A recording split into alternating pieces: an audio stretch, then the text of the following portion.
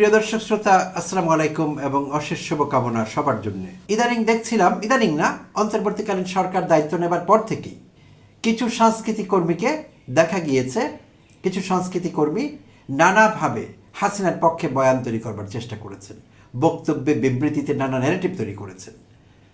কিছু সাংবাদিককে দেখেছি বরাবরই বিভিন্ন টক শোতে, বিভিন্ন ডিজিটাল প্ল্যাটফর্মে গিয়ে কথা বলছেন হাসিনার পক্ষে, অর্থাৎ একজন পতিত স্বৈর শাসকের পক্ষে। হাসিনার নৃশংসতাকে, হাসিনার মানবতা বিরোধী অপরাধগুলোকে জায়েজ করবার, বৈধতা দেবার চেষ্টা করেছেন তারা। ক্রমাগত সেই চেষ্টা চালিয়ে গেছেন এবং সেটি করতে গিয়ে অন্তর্বর্তীকালীন সরকারের উপদেষ্টাদের সরকার দায়িত্বে থাকা অবস্থায় নানাভাবে ডিফেম করেছেন। অধ্যাপক ইউনূসকে ভিলেন বানাবার চেষ্টা করেছেন হাসিনার বিপরীতে, আর হাসিনাকে করবার চেষ্টা করেছেন মহিমান্বিত। তো অন্তর্বর্তীকালীন সরকারের একটি বিশেষ বিষয় ছিল, সেইটি প্রকাশ্যে স্বীকার না করলেও আওয়ামী বাকশালীরা স্বীকার করবেন, মত প্রকাশের এত স্বাধীনতা বাংলাদেশের 54 বছরের ইতিহাসে আর কোনো সরকারের আমলে পাওয়া যায়নি। প্রিয় দর্শক শ্রোতা, অধ্যাপক ইউনূসকে যা তা বলে তারা গালি দিয়েছেন, তার বিরুদ্ধে যত রকমের বাজে ষড়যন্ত্র আছে সব করেছেন, যত রকমের কুৎসা রচনা করা যায় সব করেছেন, উপদেষ্টাদের বিরুদ্ধে মিথ্যাচার করেছেন। আমি বলছি না উপদেষ্টারা সবাই তুলসী পাতা ছিলেন, কারো কোনো অনিয়ম হয়নি, কেউ কোনো জায়গায় মিসম্যানেজ করেননি, এরকম না। অনেকের বিরুদ্ধে অভিযোগ উঠেছিল, যদিও কারো বিরুদ্ধেই কোনো অভিযোগ সেভাবে প্রমাণিত হয়নি। তো সেই আওয়ামী বাকশালী গোষ্ঠীটি সংঘবদ্ধ চেষ্টা চালিয়েছে, তারা অর্কেস্ট্রেটেড ক্যাম্পেইন ছিল। এই সব গোষ্ঠী মিলে, সাংস্কৃতিক কর্মী, অধ্যাপক, বুদ্ধিজীবী, তথাকথিত এই সবাই মিলে চেষ্টা করেছে। কিন্তু অধ্যাপক ইউনূস গা করেননি। এই অপরাধে অনেককেই জেল দিয়েছেন, জেলে পড়েছেন। বিপ্লব পরবর্তী সময়, অভ্যুত্থান পরবর্তী সময় নর্মালি যেটি হয়, উইনার্স টেক ইট অল, যা ইচ্ছে তাই করেন তারা। অতীতেও আমরা এরকম দেখেছি, হয়নি, কিচ্ছু হয়নি। খোদ আওয়ামী লীগের পক্ষ থেকে বলা হয়েছিল, ওবায়দুল কাদের থেকে শুরু করে অনেকেই বলেছিলেন যে যদি আমাদের দলের পতন হয়, লক্ষ লক্ষ আওয়ামী বাকশালী, আওয়ামী কর্মী, আওয়ামী অ্যাক্টিভিস্ট মারা যাবেন। কার হাতে? প্রতিপক্ষের হাতে। প্রতিপক্ষ বলতে তারা বুঝিয়েছিলেন বিএনপি এবং জামায়াত। তো যদিও বিএনপি এবং জামায়াত এখন আলাদা, তারা যুদ্ধংদেহী অবস্থায় আছেন বলতে গেলে, কিন্তু একটি সময় এরকম ছিল না। হাসিনা অন্ত এই দুইটি দলকে মানিক জোর মনে করতেন, সেভাবেই প্রচার প্রচারণা চালাতেন। এবং হাসিনা সব রকমের অত্যাচার, নির্যাতন, জুলুম করেছেন বিএনপির উপর, বিএনপিকে জামায়াত ইসলামের সঙ্গে জড়িয়ে। বিএনপি জামায়াত ছাড়া হাসিনা কথাই বলতেন না। আর জামায়াতকে তো নিষিদ্ধই রেখেছিলেন, তাদের অ্যাক্টিভিটিস নিষিদ্ধ ছিল। বিএনপিরটিও কার্যত নিষিদ্ধই ছিল, কারণ তারা প্রকাশ্যে তেমন কিছুই কখনো করতে পারেননি। 15 বছর তারা নিষ্ফলা মাঠে ফসল ফলাবার চেষ্টা করেছেন, ফলেনি কোনো ফসল। যদিও তারা বলছেন যে এই আন্দোলন সংগ্রাম, জুলাই অভ্যুত্থান সফল হওয়া তাদের 15 বছরের আন্দোলনের, ধারাবাহিক আন্দোলনের ফসল, এইটি কথার ফুলঝুরি, একটি ভয়াবহ মিথ্যাচার। তাদের 15 বছরের আন্দোলন ছিল একটি বিশাল জিরো। সেই অতীতের কথায় ফিরে যাই, 0 + 0 + 0 একটি রাজনৈতিক সমীকরণ, যে শূন্যের সঙ্গে যত শূন্যই আমরা যোগ করি না কেন, ফলাফল শূন্য হয়। তো তেমনটি ঘটেছে বিএনপির ক্ষেত্রে। তো যাই হোক, মূল কথায় ফিরে আসি। যেটি বলছিলাম, আওয়ামী বাকশালীদের পক্ষে বয়ান তৈরি করা, হাসিনাকে গ্লোরিফাই করা হয়েছে বরাবরই। এখন নতুন সরকার ক্ষমতায়, বিএনপি সরকার, এখনও করা হচ্ছে। তো সম্ভবত এখন মনে হচ্ছে, যদিও অন্তর্বর্তীকালীন সরকারের সময় অন্তর্বর্তীকালীন সরকার না করলেও জুলাই যোদ্ধারা অনেক সময় প্রতিবাদ করেছেন, জুলাই যোদ্ধারা মিছিল করেছেন, আন্দোলন সংগ্রাম গড়ে তোলবার চেষ্টা করেছেন সেই আওয়ামী বাকশালী বয়ান তৈরিকারীদের বিরুদ্ধে। কিন্তু এখন সেই সুযোগটিও কিছুটা সীমিত, কারণ এখন যারাই জুলাই যোদ্ধাদের অবমাননা করছেন, জুলাই অভ্যুত্থানকে ব্যর্থ দেখাবার চেষ্টা করছেন, তারা অনেকেই বিএনপি বিষয়ে, বর্তমান সরকার বিষয়ে নমনীয়। সরকারের দোষ ত্রুটি তারা তেমন দেখছেন না, সেটি উল্লেখ করছেন না। অনেকে আবার সরকারের পক্ষে বয়ান তৈরি করবার চেষ্টা করছেন। খুব ইন্টারেস্টিং বিষয়টি। তো বিশেষভাবে এখানে একটি শিল্প গোষ্ঠী আগে আছে, বসুন্ধরা। তাদের বিভিন্ন মিডিয়া দিয়ে সরকারের পক্ষে সরকারের স্তুতি গাইছে তারা। আরও অনেকেই নানাভাবে সরকারের পক্ষ নিচ্ছে, বাট সেই পক্ষ নিয়ে তারা জুলাই অভ্যুত্থানকে নাজেহাল করবার চেষ্টা করছে নানাভাবে। তো ইদানিং সাংস্কৃতিক কর্মীরা খুব বেশি এই ব্যাপারে এগিয়ে গিয়েছিলেন।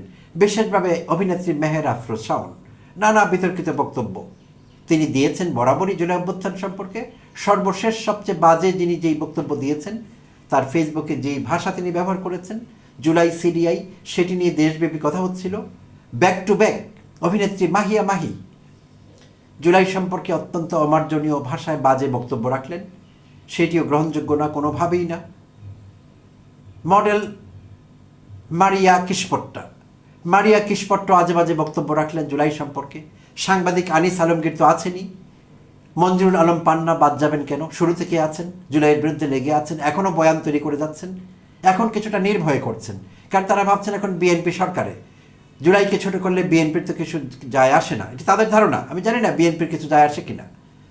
তো সম্প্রতি ছাত্র দলের ছেলেরা কিছু প্রতিবাদ করছিলেন, ঢাকা বিশ্ববিদ্যালয়ের নেতা আবিদ, কেন্দ্রীয় নেতা রাকিবুল ইসলাম রাকিব, এই দুজনকে দেখলাম জুলাই অভ্যুত্থান বিষয়ে উচ্চ কণ্ঠ হতে। জুলাইকে অপমান করলে তারা সহ্য করবেন না, তারা এরকম বার্তা দিয়েছেন। কিন্তু মূল দল বিএনপির তেমন কিছু আসে যায় আমাদের মনে হয়নি তাদের কর্মকাণ্ড থেকে, কথাবার্তা থেকে।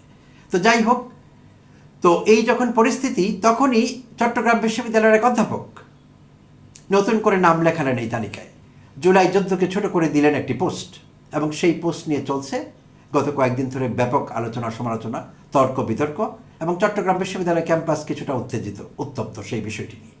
প্রিয় দর্শক শ্রোতা, গত 3 জুলাই শুক্রবার নিজ ফেসবুকে একটি পোস্ট দেন জুলাইকে অবমাননা করে, আর সেই পোস্টটি দেন প্রাণীবিদ্যা বিভাগের অধ্যাপক ডক্টর মোহাম্মদ আব্দুল ওয়াহেদ চৌধুরী, আওয়ামীপন্থী অধ্যাপক হিসেবে পরিচিত।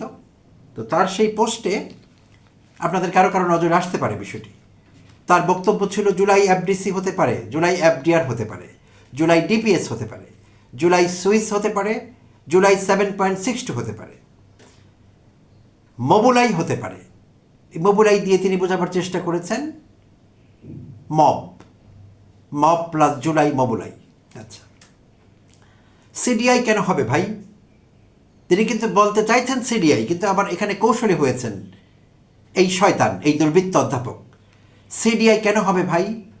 আচ্ছা, হোন্ডা সিডিআই একটি ভালো মোটরসাইকেল। সবাইকে আমার জন্ম মাসের শুভেচ্ছা। জুলাই ডটেড লাইন, তারপর বলা আছে আস্তাগফিরুল্লাহ। হাই আসছে তো তাই বললাম। এই শয়তানি লক্ষ্য করুন একবার। আচ্ছা, তো তার এই পোস্ট তিনি কিছুদিন আগেই দিয়েছিলেন, 3 জুলাই তিনি পোস্ট করেন, বাট এটি শনিবার দিন 11 জুলাই তার এই পোস্টটি ছড়িয়ে পড়ে স্ক্রিনশটে। তখন থেকে চট্টগ্রাম বিশ্ববিদ্যালয় ক্যাম্পাস উত্তপ্ত। তো সেখানে তার ওই পোস্টে মন্তব্য করেন এক অর্বাচীন ফয়জুল করিম রিমন, তার ভক্ত অনুরক্ত হবেন। সময় হলে জুলাই সাপোর্টারদের ঝুলাই মারবে সাধারণ মানুষ, ঝুলাই মারবে সাধারণ মানুষটাকে মারবে জুলাই যোদ্ধাদের। আচ্ছা, আর আওয়ামী বাকশালীরা বসে বসে দেখবে। এর জবাবে অধ্যাপক ওয়াহেদ চৌধুরী লেখেন, অনেক জুলাই যোদ্ধা আবেগে গেছে, বিবেকে যায় নাই, তাদেরকে মাফ করে দেবে।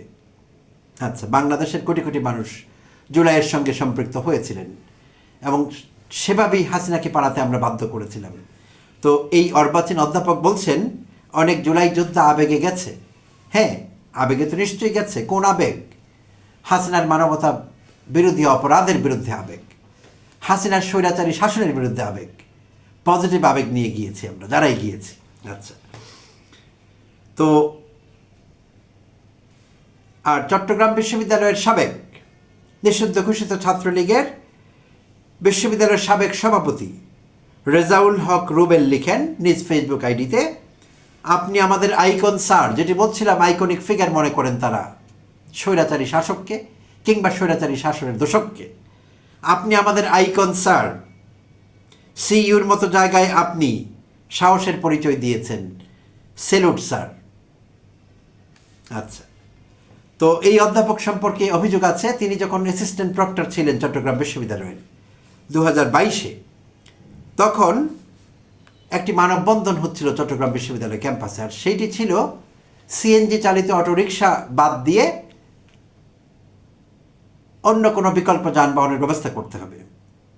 সার্কুলার বাস রুট চালু করবার একটি দাবি বোধহয় ছিল চট্টগ্রাম বিশ্ববিদ্যালয় কেন্দ্রিক সাধারণ ছাত্রদের আন্দোলন, এটি কোনো রাজনৈতিক আন্দোলন ছিল না। তো সেই আন্দোলন থেকে একটি ছেলেকে তুলে নেওয়া হয়, তুলে নিয়ে প্রক্টর অফিসে নির্যাতন করা হয়, শারীরিক নয় মানসিক নির্যাতন।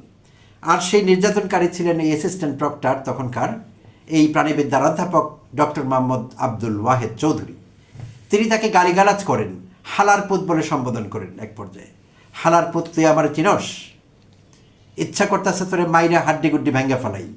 যেই ভাষায় তিনি কথা বলছিলেন আর যেই ভাষায় ছাত্রটি তাকে কোট করছিলেন, তাতে করে মনে হয়নি এই দুর্বৃত্ত কোনো অধ্যাপক, কারণ অধ্যাপকের ভাষা এমন হতে পারে না।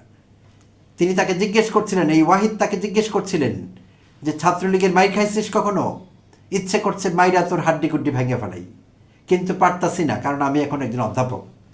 এই দুর্বৃত্ত নাকি একজন অধ্যাপক, তার ভাষা শুনুন। আর কিভাবে একজন শিক্ষার্থীকে হুমকি দেন একবার ভেবে দেখুন। এবং কোন অপরাধে? ছাত্রটি একটি মানববন্ধনে ছিল, যে মানববন্ধন থেকে ছাত্রদের পরিবহন সমস্যার সমাধান করবার দাবি উঠেছিল, সেখান থেকে তাকে ধরে নিয়ে, এবং সেই ছাত্রের জবানিতে আমরা এটিও জানতে পেরেছি সেখানে গোয়েন্দা শাখার লোকেরাও ছিল। গোয়েন্দা শাখার লোক ছিলেন, প্রক্টর ছিলেন, অ্যাসিস্ট্যান্ট প্রক্টর হিসেবে এই দুর্বৃত্ত অধ্যাপক সেই ছাত্রকে শাসাচ্ছিলেন, তাকে মানসিক নির্যাতন করছিলেন। তো এই সে অধ্যাপক, প্রিয় দর্শক শ্রোতা। তো এখন আবার চাপে পড়ে, কারণ তার বিরুদ্ধে ইতিমধ্যে লিখিত অভিযোগ দায়ের করা হয়েছে উপাচার্য বরাবর, এবং উপাচার্য বিষয়টি খতিয়ে দেখছেন কিংবা তদন্ত কমিটি গঠন করেছেন বলে জানা গেছে। তো এখন এই দুর্বৃত্ত চাকরি হারাবার ভয় করছেন কিংবা কোনো বড় শাস্তি। তো তাই এখন তিনি বলছেন যে তিনি কোনো জুলাই যোদ্ধার পরিবার যদি কষ্ট পেয়ে থাকে তিনি দুঃখিত, এবং তিনি বলেছেন যে তিনি ফেসবুকে নিজেকে একজন সাধারণ ব্যবহারকারী হিসেবে দেখেন। ফেসবুককে ভার্চুয়াল প্ল্যাটফর্ম হিসাবে দেখি এবং ব্যক্তিগতভাবে স্যাটায়ার, হাস্যরস, সমসাময়িক বিষয় নিয়ে পোস্ট করি। বাস্তব জীবনে আমি শিক্ষক, ফেসবুকে সাধারণ ব্যবহারকারী। প্রিয় দর্শক শ্রোতা, তার যুক্তি দেখুন একবার। এই লোকটি কিভাবে অধ্যাপক হতে পারেন একটি পাবলিক বিশ্ববিদ্যালয়ের?